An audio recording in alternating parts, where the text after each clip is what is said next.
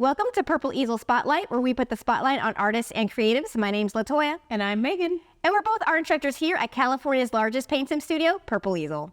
Today we're going to be talking about Ernie Barnes, and if you're like a football fan and an art fan, this is going to be kind of a good episode for you. So Ernie Barnes is the first American professional athlete to become a noted painter, born in 1938 during the Jim Crow era.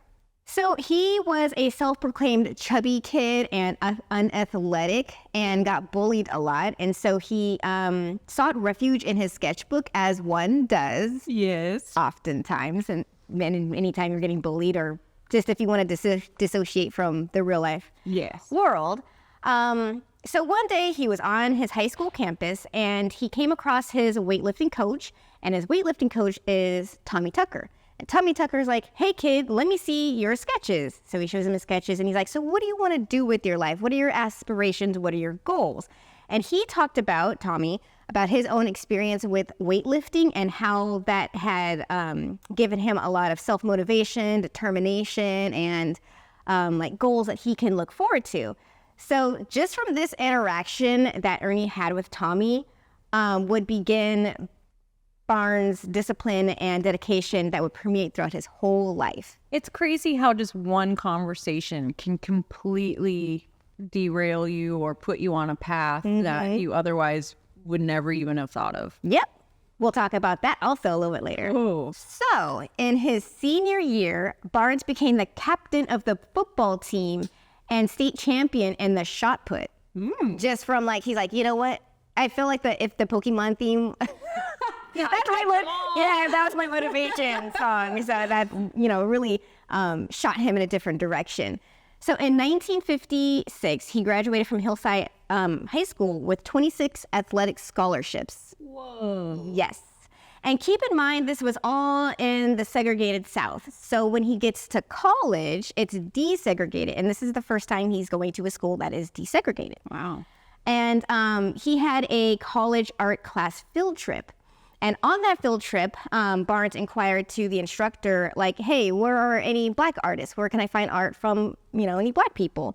And you know what the guy said, what he done told him? I can only imagine. But go on. He says, your people don't express themselves that way. So I also think that line shot him in another direction because there's a comeback. There's a glow up here. There's a glow story to this because I'll show you. Exactly. Because 23 years later, Barnes returned back to that same museum for a solo art exhibition. And the governor. The governor was there. So Rub the salt in the wound. Yeah. Good on you, Barnes. Now, also, I talked about the football. Mm-hmm. And just a little shout out to Barnes. He was a professional football player. He played for the Baltimore Colts, Titans of New York, San Diego Chargers, Denver Broncos, and also some Canadian football thing as well. So that's a pretty good resume. Yeah, very. Okay, so when I was looking at his artwork and his prints are so expensive, just like nowish. Wow. Yeah, his art is very expensive. The prints are very expensive. So this first one that I want you to look at is called The View 700. And you will see this. I'm just going to show you right now as you are marveling at the artwork, that all of this artwork across the board has a lot of movement. There's always these figures and they're almost kind of... like a still shot. Yeah. It's a still shot of some sort of movement happening. And while you're looking at that, I wanted to talk about Ed Wilson, which was his mentor in college, and he was a sculptor.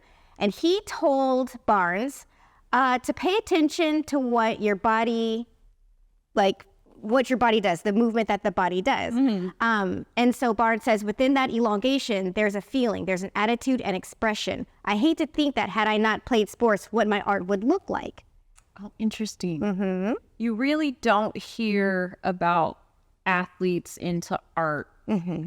Sometimes, like in high school, I think there are several athletes who did theater or things like that, but never really a visual art.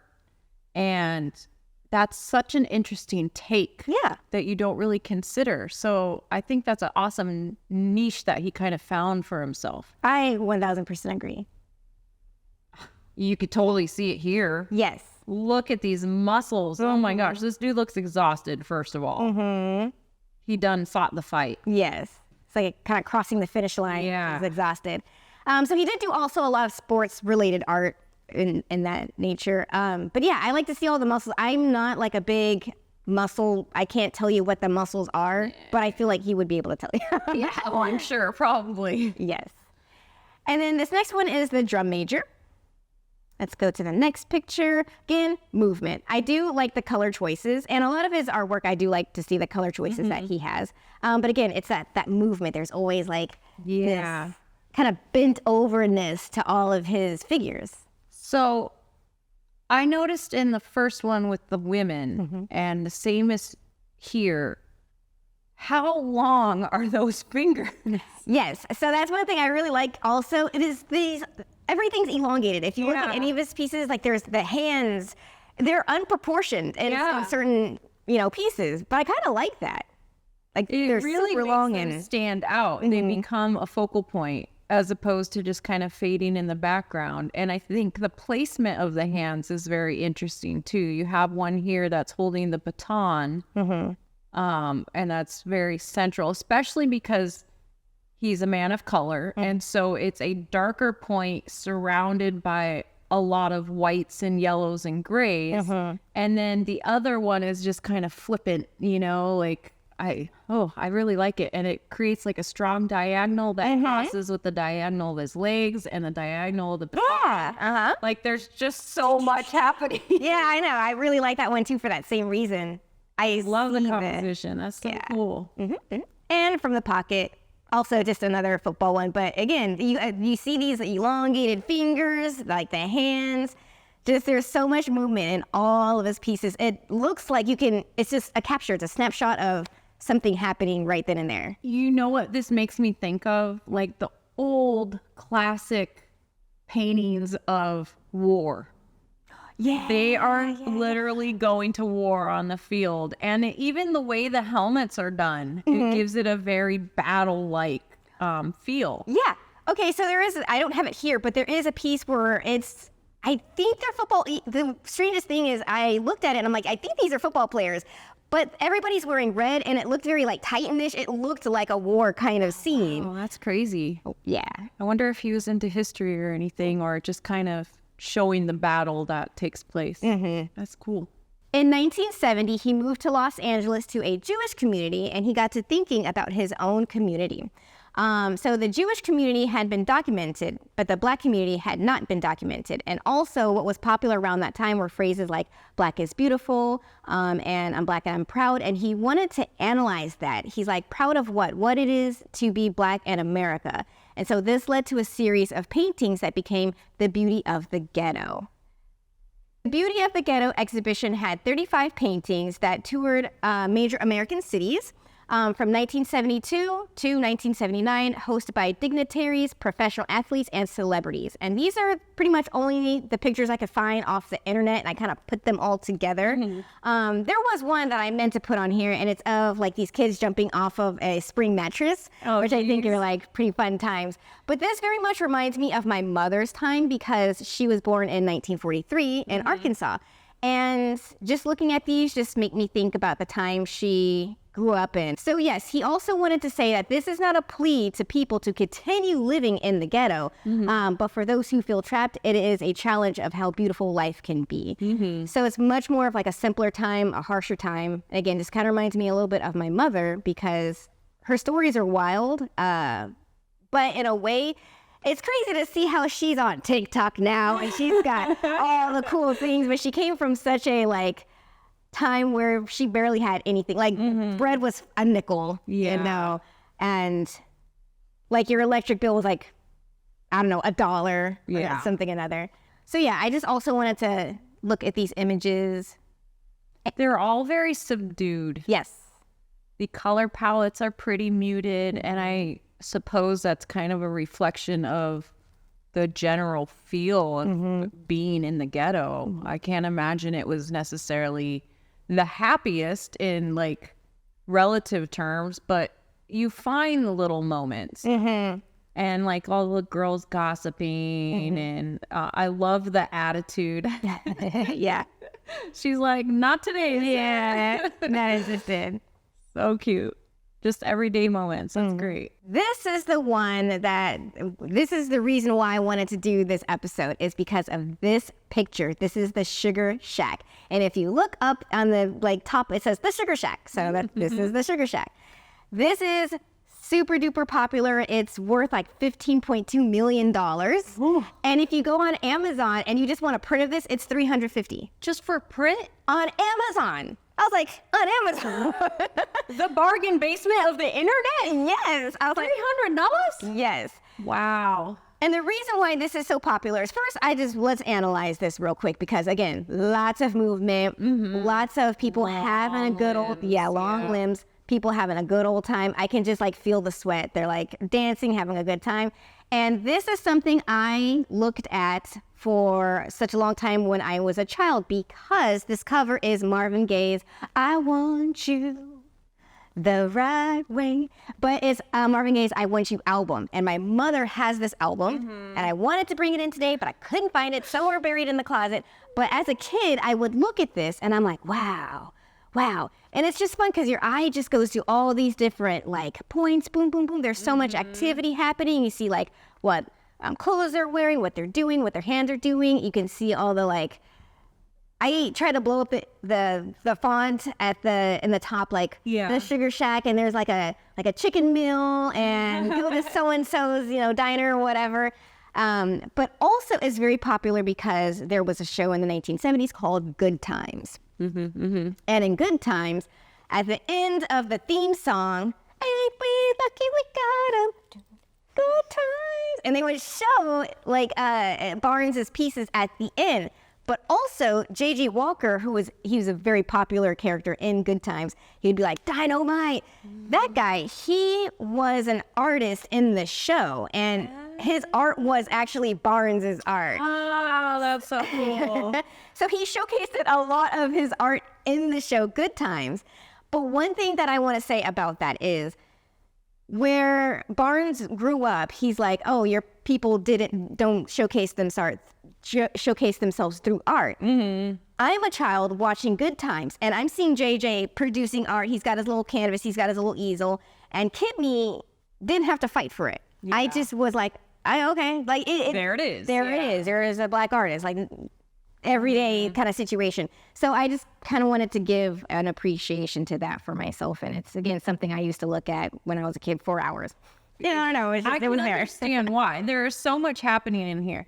And I don't pretend to know a lot about dance because I can't dance, even a little bit, but I love watching dance, So You Think You Can Dance, Dancing with the Stars and all that. And something that they always talk about when they're doing the hip hop is get down into the ground. And instinctually, I know what that means. You really have to get into it. And I have never seen it so explicitly shown in a still image, but that's exactly what is happening here. They are in it. They are in the pocket. They are getting down into the ground. You can see all the weight resting on their thighs. Yeah. It's so dynamic. And the use of color is really interesting. Yeah. You've got mostly blues and whites and grays, and then a pop of red and pop of yellow, and you've got your sax player up there. It looks like a real fun time. It does. In 1990, Barnes was awarded the Honorary Doctorate of Fine Arts by North Carolina Central University. As he should be. And in 1999, Barnes was bestowed the University Award, the highest honor by the University of North Carolina Board of Governors. Good on him. Yes. Well deserved. And hats off to the Trailblazers. Yeah. And the people who just want to see themselves represented. And if they're not, they make it happen. Yes. Today, I wanted to spotlight April Cooper. She's a Trenton, New Jersey artist. It's all oil painting, and her handle is Art by April, which I think is the most easiest handle we've ever. Art by April, yes, Art by April. That's it. And I wanted to showcase her because this reminded me of kind of a newer version of the Sugar Shack. Yeah. People hanging out. You got people taking your selfies. Love it. Yeah. partying, drinking, having a good old time. And I don't know, I don't work with oil, so anytime I see anything oil, I'm like, wow. Yeah, I know. I don't know. Why is it? And you can tell the difference between oil and acrylic, but I don't really know why. Like, what is it about the oil that is so different from our acrylic works that we are surrounded with? You know what? I don't know if it's because we have, like, since we've doing art for so long that we have the eye. Yeah. But I still don't know why. I've never really considered that specific point. I think there's more depth to it, maybe. The acrylic seems a little flatter, at least in the way that we tend to paint it, because we have to get people in and out in 2 hours. But I don't know. There's something to it. There is something to it. So again, we have here people with their Hennessy, having a good old time. I do not play cards, and I'm sorry, everyone. I feel like every time I say that, someone's like, "Why you don't play cards?" Well, I don't. I'm a little surprised, since you like games. Yeah. Actually, I don't know. I'm not into. Maybe it's the number aspect. Card games. Thank you. And then this next one that you're going to see, I like the muted colors. I just like how soft it is. Kind of like this elegant vibe to it. I like the pop of the white that they're wearing against their skin. It looks very good. It does. Really good contrast. And I like that the background is pretty much a middle gray with that white detail. Yeah. It's stunning. That must have taken so long. And this is just a pretty, this very much gives me Gemini energy. I just like it because it's two girlies and they look very pretty. So pretty. Right? They look so magical. A little sparkle. I know. It makes it takes it to a totally different place. Like, I could see that as a music video or something. Yeah, that's entire story happening. Yeah, I get that too. So I have a question for you. Don't you always? I always do. So Ernie had a lot of personal people, people in his life that inspired him. So my question to you is, what or who in your personal life has inspired you to create art? Do you have like a tummy person, or like your mom, or your siblings, or cousin, or mentor, teacher? So I was lucky that I grew up around artistic people. My dad's sister was amazing. She actually made porcelain dolls, and she would do the whole firing process. But I remember I would spend summers with her at her house, and she dragged out her huge portfolio from under the bed one summer and just flipped through all these sketches from life drawing classes. And she had several oil paintings that she had done throughout her house. And her artistry was just everywhere. It was just in the fabric of their existence. So that was a good early start. And then I didn't really think much of it or do anything until I randomly took a ceramics after school thing in middle school.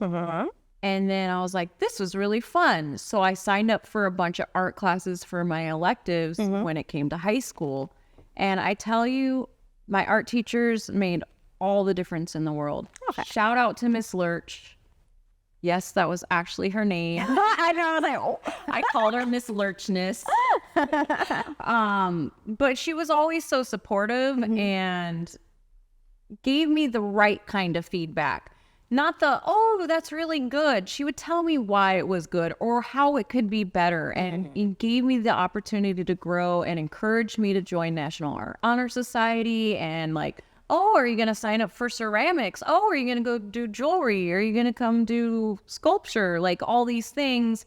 It was basically her and one other teacher in the art rooms all day. And by the senior year, I was all art room all day long. So I had every intent of being that for somebody else. I wanted to be an art teacher. I wanted to go through art education, and then life happened and I ended up not finishing school. But look where I am now. I'm literally teaching people how to paint. So, I mean, everything happens for a reason, and sometimes you take the very long route to get where you expect to go. But here we are. And I think that's so important for our customers here at Purple Easel, is because we have our own experiences. We want people to walk away with encouragement because we've been encouraged. Yes. And it's hard to get that through people's head because they always say, you get paid to say that. And it's like, no. We know what it's like. You can't just sit there and have like a heart-to-heart with a customer of like 20 or 80 people, you know. Yeah. So you have to make it quick, but we know what it's like. We know what it's like to not have, you know, people around to encourage us, but then there's that one person that does, that believes in you. Yes. And so we want to be that person for that customer. Catalyst. Yeah. Absolutely. Well, and you know, sometimes it's the suggestion and things you would never even conceive of, but somebody says, have you ever tried doing blah, blah, blah? And then suddenly you're like, and then you do, and it's the perfect fit. And I feel like we want to give people the opportunity to experience that with us and give them the chance and be that person to say, well, have you tried it before? Yeah. Because sometimes that's all it takes. It does.